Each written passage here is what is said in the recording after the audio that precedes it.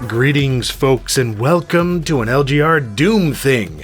Finally it feels like an eternity since Doom 2016 came out and blew away expectations, our preconceived notions exploding all over the place like so many gory demonic entrails. And now the folks at id Software are back with Doom Eternal, the follow-up to Doom that isn't called Doom 2, thank God. Having to call Doom 2016 was confusing enough, so let's hope that kind of naming scheme is over with. Besides, as it turns out, Eternal isn't only a sequel to Doom 2016, but rather a follow-up of sorts to several Doom games and spin-offs of the past. Back in my Doom 2016 review, I said it was a series reboot, but after playing Doom Eternal, I don't think that holds true anymore. That being said, this review will not be diving into plot spoiler territory. Not even boss fights, so don't worry about it. In fact, since I received an early review code, I had to agree not to spoil a whole list of spoilery spoilers. But the rest of what I'm about to say is entirely my opinion, and neither id Software or Bethesda are looking at this beforehand. They'll be seeing it for the first time, same as you.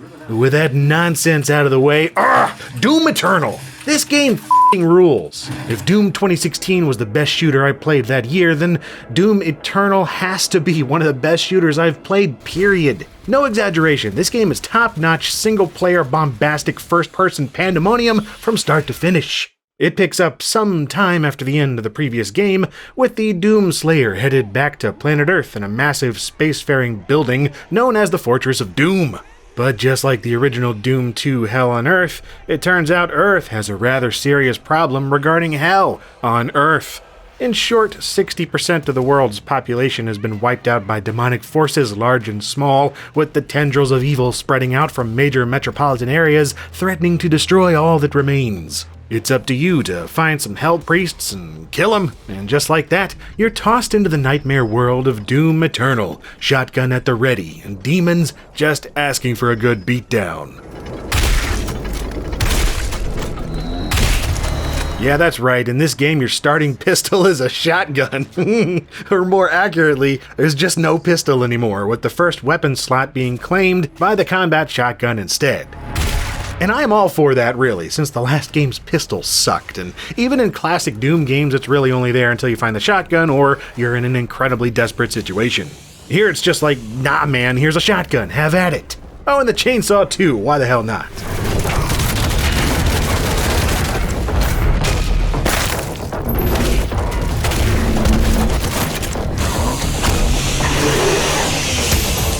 Then hey, why not upgrade your shotgun with sticky grenades or a fully automatic buckshot chain gun? Combine that with the return of glory kills to use when an enemy staggers, and yeah, within the first minute of Doom Eternal, you're already well equipped to take down any of the half-dozen most common enemies in the game. It's truly wonderful how much it does not want to waste your time. Well, except when it's wasting your time when you've got the tutorial on. Honestly, if you've played Doom 2016, you can turn this right off and ignore the incessant pop-ups for the first couple hours. Besides, there are codex notifications on the left-hand side of the screen, so I just left those on for new features and it was fine. Otherwise, it's too easy to become overwhelmed at the sheer mass of content being revealed every few seconds. Piles of guns, lots of special moves like twice the number of demons as before, and the upgrades, so many upgrades. There's a set of collectible rune upgrades, a set of Praetor suit upgrades, a set of weapon upgrades, and a set of upgrades for those upgrades, followed by mastery upgrades, a set of attribute upgrades that turn into more upgrades once you merge upgrades, and a set of upgrades on your space station that help unlock cosmetic upgrades like weapon reskins and player models. But yeah, it's all just a lot. This stop-and-read approach is doing the game a disservice, since the lifeblood of Doom Eternal relies on maintaining momentum through combat and learning how to best deal with each enemy's attacks on the fly. So I say just play the dang game. The best way to learn here is by doing. And by doing, I mean engaging in absolute non-stop slaughter by way of the Doom Slayer's menagerie of finely tuned firepower. An immensely satisfying act considering the way demons crumble apart now into a mess of bones and bowels. The aforementioned shotgun and chainsaw make a return from 2016, as does the heavy assault rifle, now known as the heavy cannon. Along with the plasma rifle, the rocket launcher, the super shotgun, the chain gun, and the legendary BFG 9000. each one functioning more or less the same as they did before, but with some fresh upgrade paths and mastery end goals here and there. For instance, the assault rifle still offers an endless micro-missile launcher and a sniper rifle when upgraded, as seen in the last Doom game. But the new ballista is more of a remix, sliding into the spot previously occupied by the Gauss cannon. It's an absolute beast of a weapon, basically a railgun that can also shoot explosive bolts, as well as throw out substantial charged blades that slice their way through any and all hordes of nastiness. The classic super shotgun shoots off 2 shells simultaneously, and its secondary attack is a devilish little thing. A grappling hook module Scorpion would approve of, known as the meat hook. Fire this deep into some demonic flesh and hold on for a ride as you're thrust straight at them, setting you up for a point-blank double-barreled barrage or a well-timed melee move. The latter of which often makes use of the new Doom Blade, a wrist-mounted attachment popping out to slice open torsos and skewer eyeballs on demand. You've also got the Blood Punch, something you charge up to make the Doomslayer's overpowered fist even more overpowered, violently combusting just about anything in the general vicinity. But yeah, both are a perfect pairing with the meat hook, which can itself be upgraded to another level, so that each time you use it, it sets everything on fire. A most excellent addition that I recommend unlocking sooner rather than later, since fiery enemies drop piles of armor shards while they rapidly burn to a crisp. And speaking of flame-broiled giblets, attached to your shoulder is another new weapon, the Flame Belcher. And it's never been easier to set something ablaze at the press of a button, being assigned its own hotkey along with grenades and the chainsaw. Mighty useful stuff, since armor is always at a premium, and it's quickly depleted by the more deadly demons. So always try to remember, burn first, shoot later. And get good at those grenades too, especially the ice bombs, since they're one of the most effective ways to stop the assaults of low and mid-tier monsters. I was having a rough time with a few of these jokers before I started switching from frags to ice. And my go-to siphon grenades from the last Doom are no longer a thing, so yeah, ice bombs are a dear eternal friend. And finally, late in the game you receive one more power tool of pain, the Crucible. A massive glowing red blade, only able to hold enough charge for 3 swings at any given time, but it's an ultra-heavy insta-killer, so who cares? It's like a BFG in sword form, doesn't get much better than that.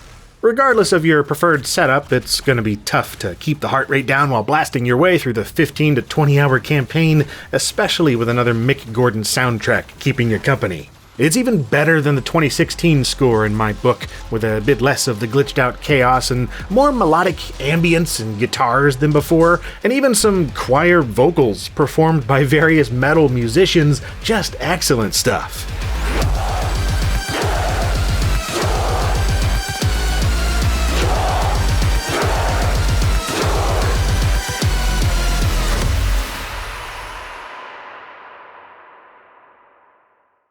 That being said, which enemy you attack, when you attack them, and in what way matters immensely here, an equation that remains in flux from moment to moment. More than ever, this incarnation of Doom is an FPS combat strategy game, a blood-soaked chessboard littered with demon guts and spent shell casings. Each encounter is a puzzle to be solved at a moment's notice, like if you need a health boost, whittle a dude down to perform a glory kill and spawn some health. If you need ammo, it's all about that chainsaw spewing gobs of ammunition with each viscous dismemberment. As mentioned, the Flame Belch and other fire attacks provide armor drops in copious quantities, and glory kills also help build up blood punches, granting an effective way of chaining together other moves so you can keep the combat flowing without missing a beat. All worth remembering since the old enemies have been buffed up to become more effective at both defense and offense, being faster, angrier, more armored, and more unrelenting in their urge to slay the Slayer. It's all mighty vicious stuff. When even seeing a pinky demon means you're in trouble, you know they did something right. And that's not even mentioning all the new enemies, with all their own counters, defenses, immunities, and special moves easily offsetting yours. Carcasses, gargoyles, cue balls, prowlers, dread knights, doom hunters, marauders, tyrants. These Satan spawn are out for all the blood you have, and they're designed so that if you get too close without them being staggered or frozen first, they're just gonna clobber you to death in a fraction of a second. No more running up to every other demon point blank with the super shotgun. Half the time that'll get you knocked back or killed. Instead, you've really got to use the right tool for the job. After a little practice, each confrontation turns into a rhythmic exercise, playing out beat by beat as you switch from weapon to equipment to special move, with every monster playing its part as they dance to their death. It also requires such split-second accuracy at times that I have no idea how you play this on higher difficulties with a gamepad. A good mouse and keyboard setup is crucial, in my opinion. I whipped out a controller just to compare, and nah man, yeah, however you're controlling it, this game can be downright brutalizing later on. I began playing on Nightmare difficulty and did so happily for the first several hours, but went to Ultra Violence and then to Hurt Me Plenty at one point. And that point was when multiple Marauders started showing up at once. Those things are insane. For me at least, this difficulty spike happened at a point where my arsenal and skill set just didn't match the abilities of the new demons, and my kill-death ratio was more of a death-death ratio of negative nothing. It was pathetic. There are still plenty of checkpoints in each map, but no quick saving, so failing at any point sends you back to the start of the area. However, this can be alleviated by the addition of extra lives, enabled in the options menu, and while I was highly skeptical of this in the gameplay trailers, I now understand why they're included. Not only are they few and far between, often hidden in secret areas or just around a corner you can't reach without a conscious effort, but they provide a way to respawn during some of the most infuriating encounters in the later part of the game, usually involving archviles and, again in my case, multiple Marauders. At least you rarely see lost souls anymore. They mostly only show up when pain elementals are tossing them out like bony baseballs. Anyway, yeah, extra lives exist now, and even if you never use them, it's still fun to figure out where they are and how to reach them. 'Cause yeah, secret places, man, and collectibles. Doom 2016 had plenty, but Eternal goes utterly bonkers. Many of these are clearly labeled with a glowing question mark, acting as a tease that they exist, but with few clues as to how to get to them. Usually it involves angrily punching something. But yeah, you'll find extra lives, berserk, and supercharged power-ups, collectible figurines, sentinel crystals, 3.5-inch floppy disks with cheat codes to use when replaying the game, various instant upgrade tokens, even vinyl records with music from past id Software games. You'll also run across secret encounters and combat arenas activated by smashing demon hearts. But these are hidden, more optional experiences compared to the ones in Doom 2016, unlocking bonus items and keys that you don't entirely need but are nice to have on down the line. Oh, and hey, Dopefish! That is terrifying. Anyway, yeah, collectibles and secrets are everywhere, and it's good fun snapping them up for display back at your Fortress of Doom, home sweet home. Described by the devs as the Doom Slayer's man cave, it really is a place to unwind between levels and take a gander at what you've collected. And dude, as a lifelong id Software fan, there's a whole lot of nifty crap here. It's Easter eggs and references galore. I especially love this little DOS PC over in the corner with even more stuff to unlock once you collect all the different floppy disks. Also dig their records and their companion posters. They let you play music from games like Commander Keen, Wolfenstein 3D, Doom 3, Quake Champions, all sorts of good stuff. Really sets the mood for wandering the fortress, admiring your spoils of war, and taking part in the game's practice mode. Down in the ship's ripatorium. Because of course that's a thing. Rip and tear, folks. Rip and tear.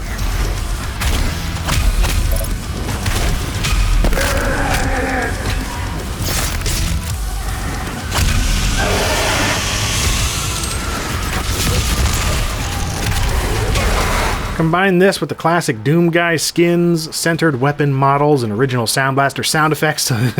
Yeah, it's pretty much peak fan service, but I admit I enjoy some quality servicing every so often.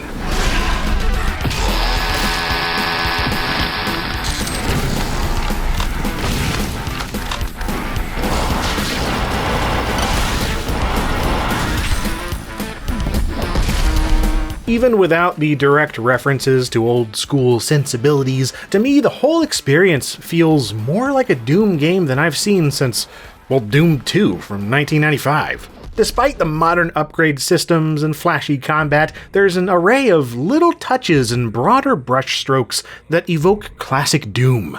From the floating red, yellow, and blue keycards you pick up, to the massive winding levels full of traps and secrets, to the more vibrant color palette, making use of bright reds, purples, and greens reminiscent of the DOS game's 256 color graphics. Addressing another of my critiques from 2016, the hellish landscapes and set pieces here are far more vibrant and surreal, with a wider variety in locations compared to before. I was psyched to see the whole Hell on Earth idea fully committed to, with skyscrapers, shopping malls, and industrial complexes overtaken with satanic insanity oozing from every crack and crevice. And the horrific torture dungeons of hell are truly an awesome sight to behold. This is exactly what I was hoping for in a modern Doom game. It takes those original textures and blocky rooms from the 90s and reimagines them in unsettling detail. I love it. Really is like strolling through a heavy metal cover. It's all horns, fire, corpses, and teeth. Props to the artists for going balls out. I'm glad they've included a photo mode as a result. I've already spent far too much time posing my Doom guy in front of all that delectable fire and brimstone nightmare fuel. I also really appreciate how they designed the maps in such a way that feel more, Doom-like, and less of a string of obvious combat zones.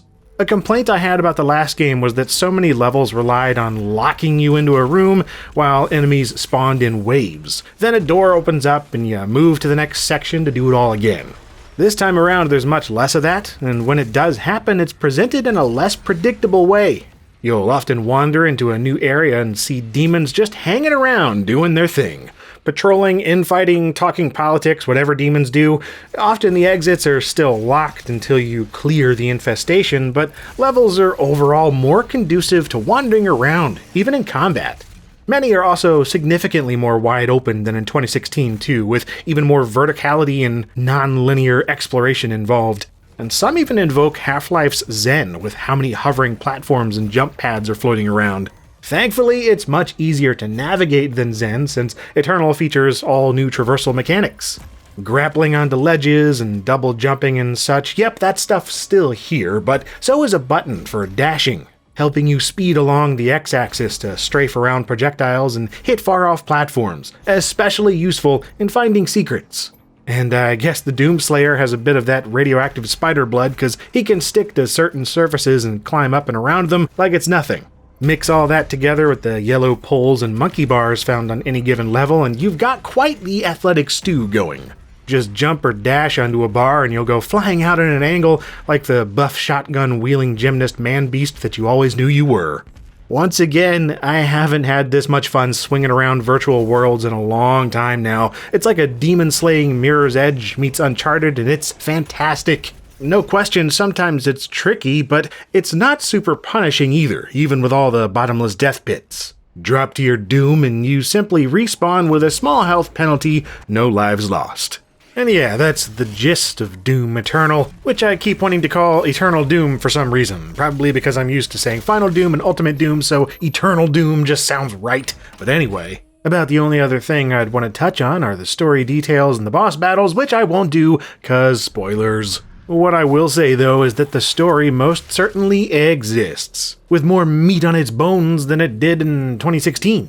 Yet when it comes to the villain of the game, while it's hard to say if there really is one in particular, there are some big bads, but they weren't the primary focus. If anything, one could argue that you are the villain, a fitting narrative considering the Doomslayer lore set up in the last game. And there are a surprising number of cutscenes too, whipping the camera out to third person and then back to first person, kinda like it did in Doom 3. And we've still got endless codex entries and audio diaries scattered around as expected. Personally, I got more out of the cutscenes though, so if you're into Doomslayer lore, then I think you'll be pleased. All the Doom wikis are sure gonna have their work cut out for them. But yeah, I highly enjoyed the campaign the whole way through, with only a few overly frustrating moments taking me out of the experience, which was alleviated once I improved my skills, better equipped my guy, and went back to revisit the levels I sucked at before, which you can do at any time using the Mission Select computer terminal in the Fortress of Doom, allowing you to replay any map to grab things you missed and redo battles that previously ruined you. Any progress made applies to your overall save file too, so you can really just have fun whenever you first play a level and don't have to worry about grinding for gear, since you can essentially jump into New Game Plus anytime. There are also master levels to try out, which are tweaked versions of regular levels, but with harder and more numerous baddies supplying a greater challenge and upgrade opportunities. And finally, there's multiplayer, which I can't talk about yet because it hasn't gone live. The most I can do is show some of the offline tutorial for the 1v1 competitive game called Battle Mode. It's an asymmetrical multiplayer mode where one person plays the Doom Slayer and two others play as demons. Each player demon can either attack directly or spawn in more demons to try and overwhelm the Doom Slayer, while the Slayer player attempts to fend off the demons using the same moveset seen in single player. Interesting idea, but I can't play it yet, so who knows? The other online option set to arrive in the future is Invasion, one of those deals where someone can jump into your campaign as an enemy to try and give you a hard time. Can't say I'm typically a fan of that kind of thing in other games, but again, it's not available yet, so whatever. Fine by me, since single player is still a radically wonderful time, presuming you're into this flavor of chaos and have the PC to run it. I mean, it's also in consoles, but yeah, like I said earlier, mouse and keyboard is the way to go if you can. It does require a somewhat beefy system if you want 4K at 60 plus FPS, but on mine running an 8080 6K CPU and an 8GB RTX 2080 SC, I had zero problems, as you'd hope. No stutters, no crashes, nothing but silky smooth demon murder. You know, looking back on the last 20-odd minutes, I guess I really haven't had much to critique, huh? I don't know. I loved the vast majority of Doom Eternal, though I suppose I do have a few little things. As I mentioned a while ago, I think it teeters on the edge of having too many upgrades and unlockables. I think some of the upgrade options could be simplified or combined into one skill tree instead of 2 or 3. There's also no snap map anymore, or any kind of level editor or official mod support at all at this point. Which, yeah, I guess they've promised to release single-player DLC to try and make up for it, but I'd rather have the option to download fan-made stuff too. And then there's the multiplayer, and sorry, old man mode fully engaged here, but this is a Doom game, one that evokes so many old-school Doom ideas, so I'd love to see proper deathmatch available and maybe some other classic multiplayer modes. Doom Eternal LAN Party, anyone? I'd be down. I've already got it running in 640x480 on a CRT. Dude, just give me some balls, energy drinks, and an Ethernet cable and I'm good to go. Alright, old man mode disengaged, because no matter what, Doom Eternal is such a solid single-player shooter that I can't help but gush about it. Once again, no one paid me. This isn't sponsored. Frankly, I have no idea how I ended up with a code for this, but yeah, I just really enjoyed my time with Doom Eternal, if you can't tell, and I can't wait to play some more of it. It goes without saying, but I absolutely recommend the hell out of this one.